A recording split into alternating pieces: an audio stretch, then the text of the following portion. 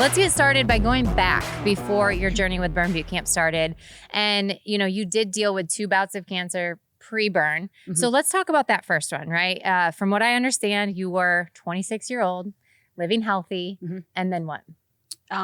So up to 26, I was always an athlete, always involved in fitness, nutrition. That was always important in my life, and never had any health problems. Like, I was always just in really good shape, like never had any issues like that. Yeah. Never even like broke a bone. And so I felt a lump in my right breast, and I don't want to say ignored it, but whatever. It was just like, okay, I'm going to go to the doctor. It was summertime. Yeah. We had already had vacations planned. I'm like, yes, I'll go to the doctor when we get back. Mm-hmm. And my mom and many of my other family members have had lumps come up, and they've done biopsies, and they've just been calcium deposits. Mm-hmm. So, I was kind of just under the assumption that is what it was going to be. So went to the doctor. She's actually a member here. Oh, wow. Yes. And she's been all through the way, just amazing. Dr. Holly Miller. So anyway, I went and she did a physical exam, and she said, this is probably just a calcium deposit, but let's get it checked just in case. Mm-hmm. So I went to the radiologist, and they did a mammogram, and I was super young, like 26, not really. I'm just like, what? I've never had a mammogram before at that age.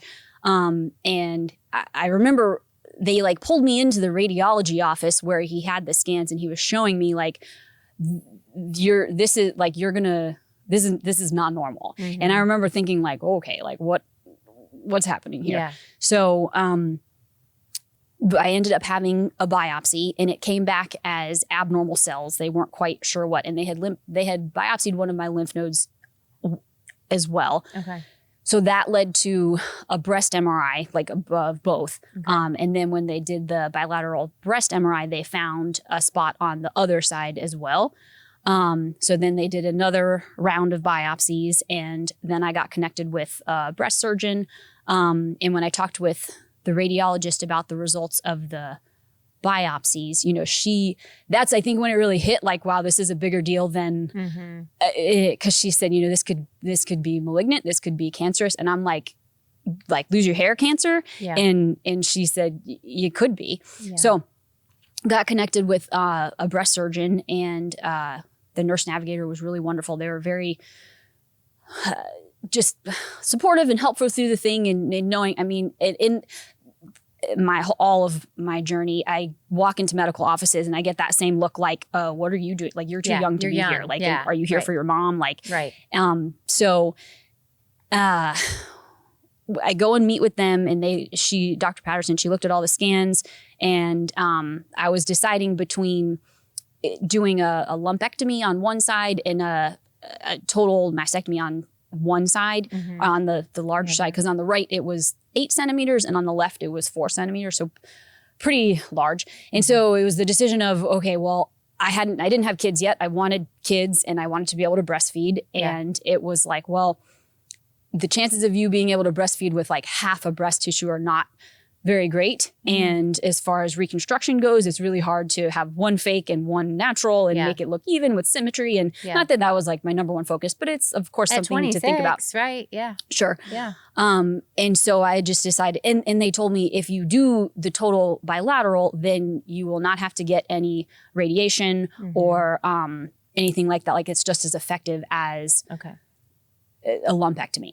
with radiation. And I wouldn't have to do any more mammograms like ever again. So that's what I decided. And I still think I was really just very much in shock with all of this.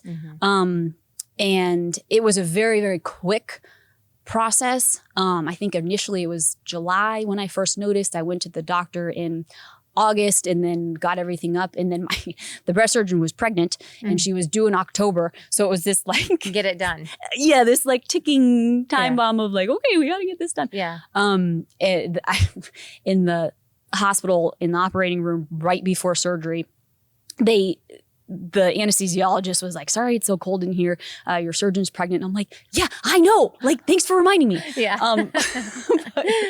So anyway, had that done. And then they got all the biopsy results. Like this was post-surgery. I was talking and they went through everything and they found Fortunately, it was just DCIS. It's ductal carcinoma in situ, which just means there were abnormal cells in the breast, kind of like a stage 0 breast cancer. Yep. And they think a lot of breast cancer comes from that, but usually the cells are so small that they're not detected. Right. Mine was just a very accelerated growth of a large mass.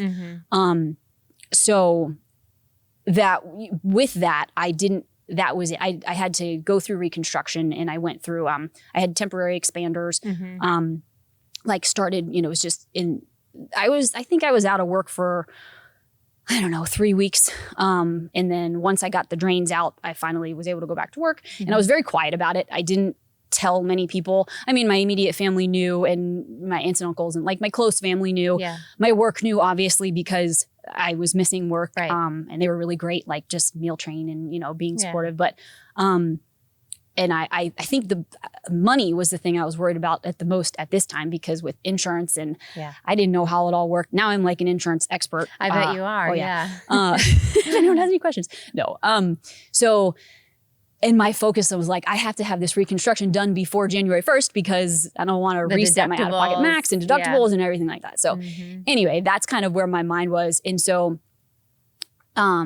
obviously odd. I mean, I was very young, very almost zero history of of cancer in my family. There's been a lot of skin cancer, but we're from Florida, and that's kind of a given. A lot of sun exposure. Right.